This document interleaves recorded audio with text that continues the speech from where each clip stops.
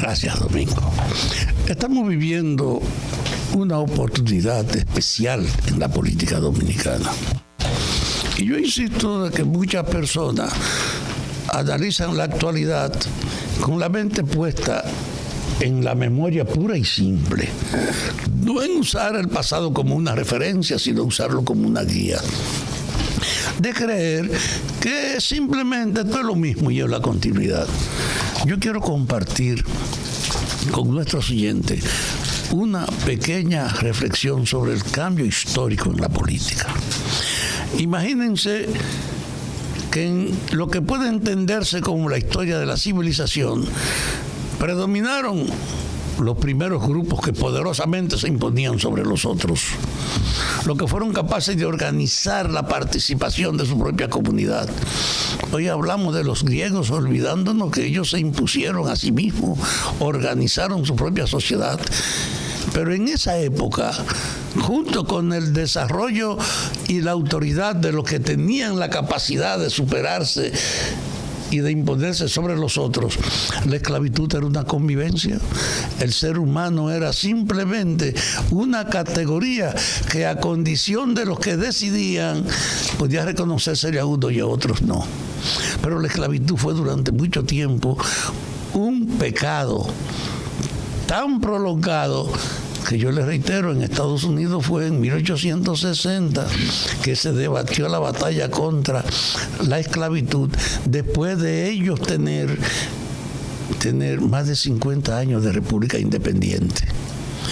Y al establecerlo no borraron las consecuencias, porque los sectores asociados a la esclavitud, sobre todo los negros, seguían siendo uno discriminado en Estados Unidos. Rosa Parks fue en 1954 que se negó a pararse de un asiento en un vehículo de transporte en nombre de que no era verdad que el blanco tenía más derecho que ella estar en ese lugar. Y ha sido una batalla contra la herencia de la esclavitud, que fue la discriminación que le siguió a su camino.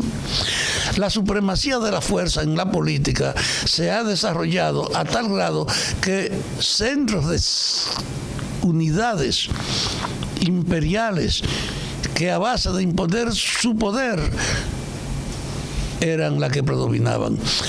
Lo más reciente, España fue la jefa del nuevo mundo descubierto, imponiendo su voluntad, mientras duró el efecto en lo que en esas naciones sometidas a España se desarrollaba la conciencia de que ellos eran una comunidad que podían aspirar a su autonomía, o de que otros intereses, pujándole por el control de las áreas, estimulaban esas batallas. Las batallas por la supremacía de la fuerza permitió que Inglaterra fuera un imperio después del español, que Francia también fuera un imperio, imponiéndole su voluntad a los otros, y que Estados Unidos se constituyera en función del fin de la Primera Guerra Mundial, primero en la única gran sociedad que no sintió el efecto de la guerra en sus tierras, y en función de eso tenía toda su maquinaria productiva disponible para reconstruir lo que se había devastado. Los asiáticos, comenzando por Japón, fueron dependientes de la inversión y la presencia norteamericana reconstruyéndolo, y toda Europa fue reconstruida por el poder norteamericano. Y esa sociedad, que se benefició como nadie de la devastación de la guerra, no sufrió la consecuencia más que la muerte de algunos de sus combatientes, pero toda su estructura productiva se mantuvo de pie, y eso le dio a Estados Unidos una hegemonía global durante un tiempo.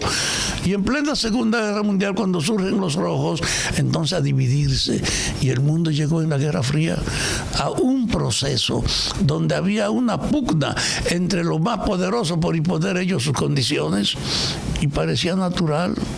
Entonces, así como yo insisto en el problema de la esclavitud, después se quedó en la política el ejercicio de la tortura y de la autoridad, y parecía natural que el que estaba en el poder usara todos los recursos para tratar de que cualquier adversario confesara lo que hizo. Y la tortura y el crimen aparecían como un arma de los que tenían el poder. La política ha ido desenvolviéndose de esa manera, y desde ese punto de vista, la tortura fue la base de organización del poder. Hasta todavía hay sociedades basadas en el uso de la tortura. Señores, junto con eso se desarrolló el aprovechamiento del poder en la política. El que iba al poder era para imponer su voluntad, por eso todas estas grandes dictaduras, para aprovecharla. Trujillo fue el mejor modelo, se hizo dueño entero del país, incluidas de las mujeres, pero la mayor parte de los políticos trabajaban para ello, adueñarse de todo. Y ha sido una batalla. La palabra democracia ha existido como un reclamo para que todos seamos reconocidos como iguales y para que se impongan las normas. Y eso ha sido una batalla para imponerlo, porque no es verdad que todavía la democracia reina en el mundo como tal. Entonces, ahora viene por primera vez una ruptura global. No depende de la característica de la política lo que se ha conseguido por la evolución de la tecnología.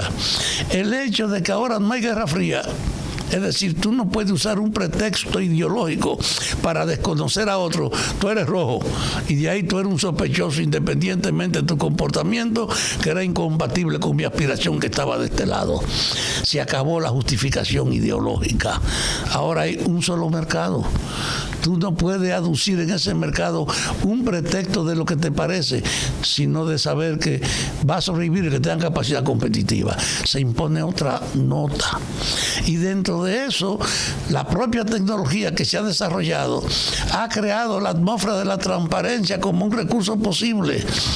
Porque ahora tú no necesitas ir donde un fulano que te oriente sobre lo que pasa en el mundo, porque tú puedes con un aparatico seguir en tiempo real lo que pasa en cualquier parte del mundo, tener acceso a la diversidad de opiniones, tener un material de consulta para no tener ni siquiera que preguntarle a nadie cuando tú tienes un aparatico telefónico.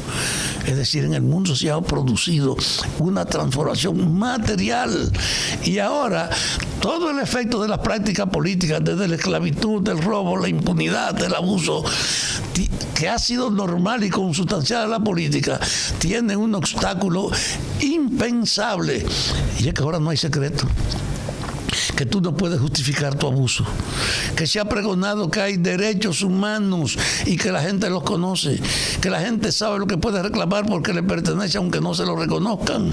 Y en ese ambiente de un viraje en general, el último reducto, además de la tortura que está vigente, es la corrupción. La política ha estado asociada como una cuestión natural. Aquel que está en el poder lo aprovecha. Una campaña se hace con los amigos, no con las identidades, porque hay gente que tiene identidad con lo que tú predicas, pero ellos tienen más confianza en su lealtad por lo que dicen que lo que tú haces. Y tú no quieres gente porque tengan identidades contigo, sino por la sumisión, porque tú tengas autoridad sobre ellos. Y hay una deformación de la política, de que los partidos y los grupos escogen precisamente no las identidades, sino las complicidades en el ejercicio de toda la estructura de poder.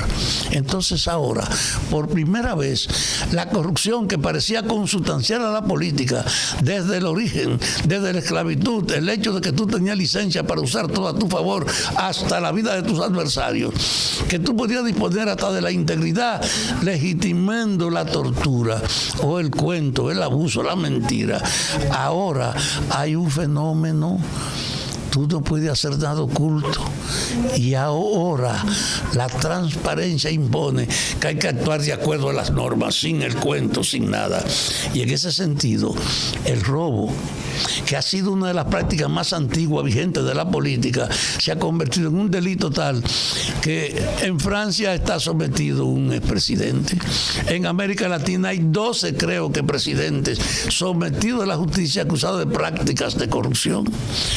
Entonces, en esta época, ese sentido de la transparencia ha llegado al grado que puso en evidencia una empresa brasileña que en América Latina y en Estados Unidos había usado la tortura para lograr privilegiadas calificaciones en las ofertas de servicios de estos gobiernos. ya no es posible.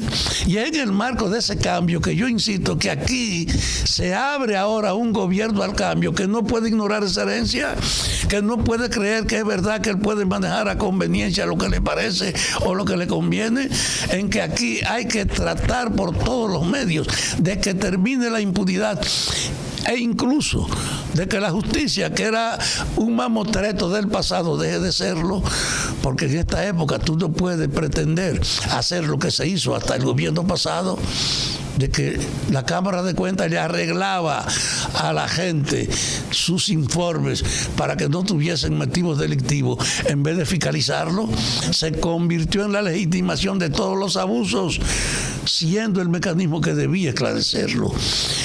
Hoy ya no puede pensarse de esa manera y hay una Cámara de Cuentas que tiene que actuar en el sentido propio de su existencia. Pero lo mismo está pasando con la justicia. La justicia entera en este país es un instrumento que estaba hecho para proteger a los que lo nombran, independientemente de la gente seria que tengan en sus filas. La esencia fundamental de la justicia era proteger y legitimar a los abusadores que mandaban.